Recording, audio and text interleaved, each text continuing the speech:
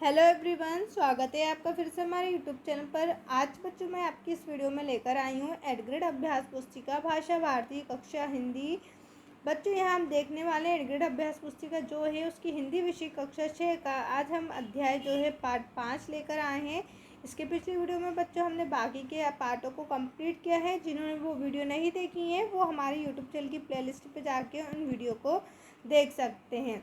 तो जैसा कि बच्चों पता है हमेशा की तरह इस बार फिर से मैं आपके लिए एडगेट सोल्यूशन लेकर आई हूँ। साथ साथ बच्चों आपके एग्ज़ाम में जो पेपर्स होते हैं उन सभी पेपरों का सोल्यूशन भी आपको इस चैनल पर मिलने वाला है, तो चैनल को भी ज़रूर सब्सक्राइब करें। तो चलिए शुरू करते हैं। आज की इस वीडियो में हम देखने वाले हैं पार्ट 5 व्याकरण परिवार, जहाँ आपको बच्चों जितने भी क्वेश्चंस जितने भी प्रश्न दिए गए हैं उन सभी प्रश्नों के उत्तर हम इस वीडियो में देखने वाले हैं। साथ ही साथ बच्चों इस बुक में इस एडग्रेड में जितने भी क्वेश्चंस होते हैं वो बहुत ही आईएमपी होते हैं जो आपके एग्ज़ाम में आपसे हमेशा की तरह पूछे जाते हैं। तो इन क्वेश्चनों को हम ध्यान से पढ़ते हुए चलेंगे।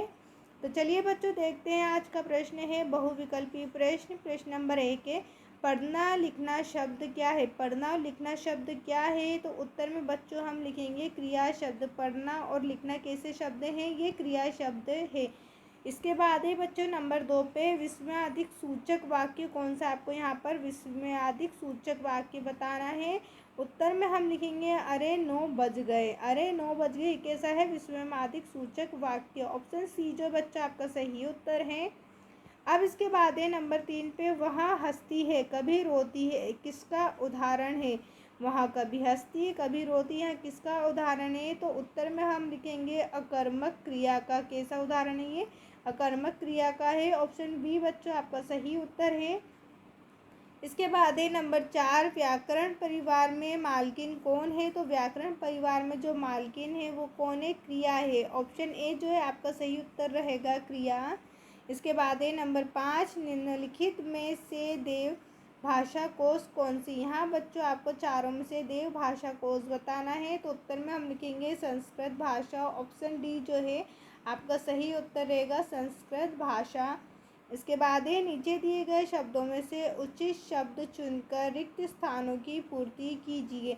यहाँ पर बच्चे लिखा हुआ है उचित शब्द चुनकर रिक्त स्थानों की पूर्ति कीजिए। तो बच्चों यहाँ जितने भी आपको शब्द दिए गए सही शब्दों को हमें सही रिक्त स्थान में भरना है। नंबर 6 रिक्त स्थान है व्याकरण परिवार में विशेषण और क्रिया विशेषण तो है, तो यहाँ पर हम लिखेंगे पुत्रियाँ क्या हैं। व्याकरण परिवार में विशेषण और क्रिया विशेषण 2 पुत्रियाँ हैं। विशेषण 2 पुत्रियाँ हैं। अब इसके बाद है बच्चे प्रश्न नंबर 7, मैं घर के सारे काम करता हूँ मैं क्रिया है। यहाँ आपको एक स्थान में बताना है कि मैं घर के सारे काम करता हूँ मैं कौन सी क्रिया है। उत्तर हम लिखेंगे सकर्मक क्रिया है। नंबर 8 है संज्ञा के स्थान पर उपयोग होने वाले शब्द कहलाते हैं। हम संज्ञा के स्थान पर जिन शब्दों का उपयोग करते हैं वो शब्द क्या कहलाते हैं, सर्वनाम कहलाते हैं। सर्वनाम शब्द कौन से होते हैं, जैसे वहाँ, तुम, मैं, आप आदि, ये कैसे शब्द होते हैं बच्चों, हमारे सर्वनाम शब्द होते हैं।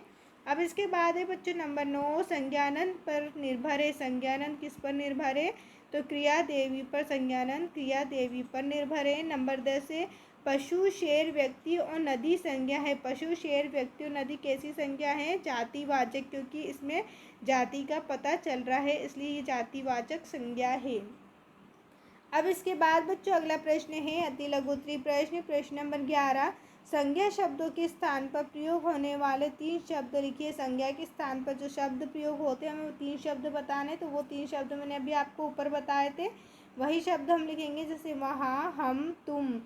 अब इसके बाद है बच्चों प्रश्न नंबर 12, अकर्मक क्रिया के कोई 2 उदाहरण लिखिए। आपको यहाँ पर अकर्मक क्रिया के 2 उदाहरण लिखना है, तो उत्तर में नंबर 1 हम लिखेंगे अंकित बातें कर रही है। अंकिता, बच्चों यहाँ पर अंकिता कर लीजिएगा, अंकिता बातें कर रही है। नंबर 2 है रोहन हंस रहा है।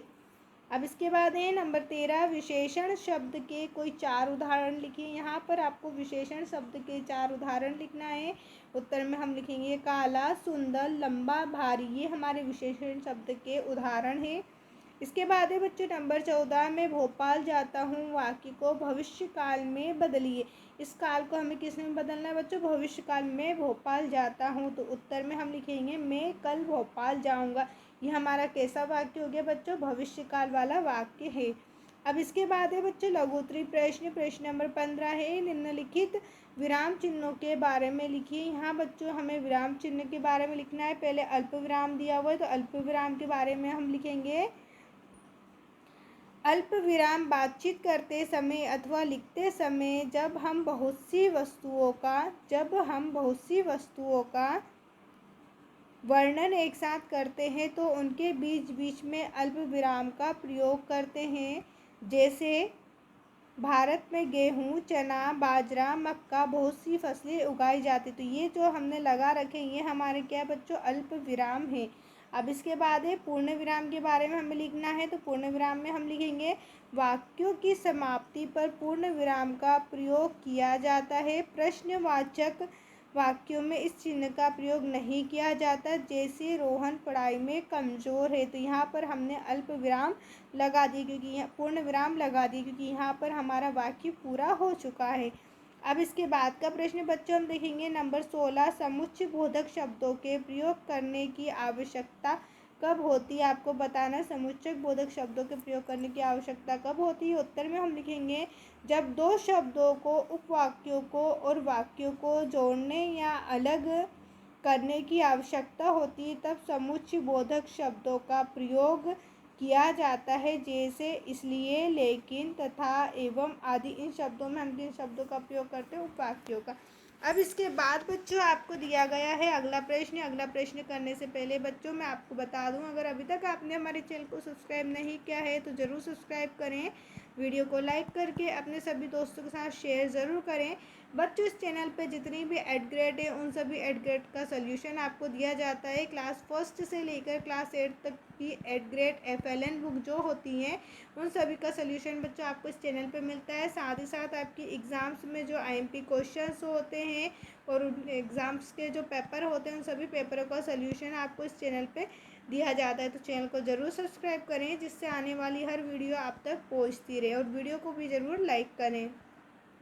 तो चलिए बच्चों अब हम अपना प्रश्न देख लेते हैं। प्रश्न नंबर 17 है, हिंदी भाषा को हिंदी कहना कैसे शुरू हुआ। हिंदी जो भाषा है उसे हिंदी कहना कैसे शुरू हुआ। उत्तर में हम लिखेंगे फारसी बोलने वाले सिंधु को हिंदू कहते थे, इसलिए इस देश की भाषा को उन्होंने हिंदी कहकर पहचान दी।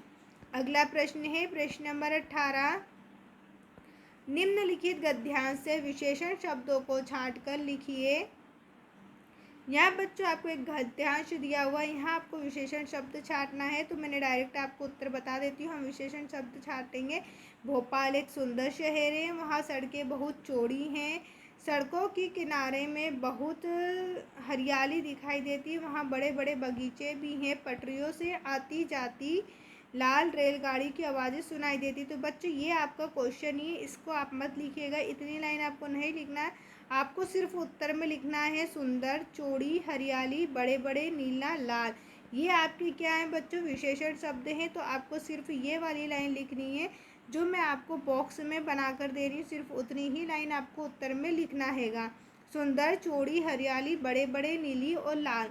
अब इसके बाद बच्चों आपको दिया हुआ है दीर्घोत्तरीय प्रश्न। प्रश्न नंबर 19 है, विराम चिन्हों का उचित प्रयोग करते हुए अपने बारे में 5 बातें लिखिए। हमें विराम चिन्ह का प्रयोग करना है और अपने बारे में 5 बातें लिखना है। तो नंबर 1 पे हम लिखेंगे मेरा नाम अंकित है। आपका जो भी नाम है आप वो यहाँ पर लिख सकते हैं। इसके बाद है नंबर 2, मेरे पिताजी मुझे प्यार से गुड्डू कहकर बुलाते हैं। आपके माता पिता आपको प्यार से जो भी नाम कहकर बुलाते हैं आप वो यहाँ पर लिखेंगे। इसके बाद है नंबर 3, मेरे पिताजी एक डॉक्टर हैं। नंबर 4, मुझे क्रिकेट खेलना, किताबें पढ़ना और संगीत सुनना अच्छा लगता है।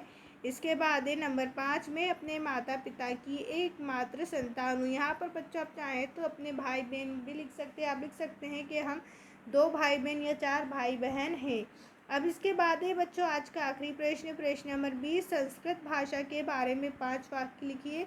आपको यहाँ पर संस्कृत भाषा के बारे में 5 वाक्य लिखना है। नंबर 1 हम लिखेंगे संस्कृत भारत की एक प्राचीन भाषा है। नंबर 2, भारतीय भाषाएं जैसे हिंदी, बांग्ला, मराठी, सिंधी, पंजाबी, नेपाली आदि भाषाएं संस्कृत भाषा से ही उत्पन्न हुई हैं। नंबर 3 है वैदिक धर्म से संबंधित लगभग सभी धर्म ग्रंथ संस्कृत में लिखे गए हैं। नंबर 4 है भारत के संविधान की 8वीं अनुसूची में संस्कृत भाषा को भी सम्मिलित किया गया है। नंबर 5 है हिंदू धर्म के अधिकतर यज्ञ और पूजा संस्कृत भाषा में ही होते हैं। कौन सी भाषा में होते हैं?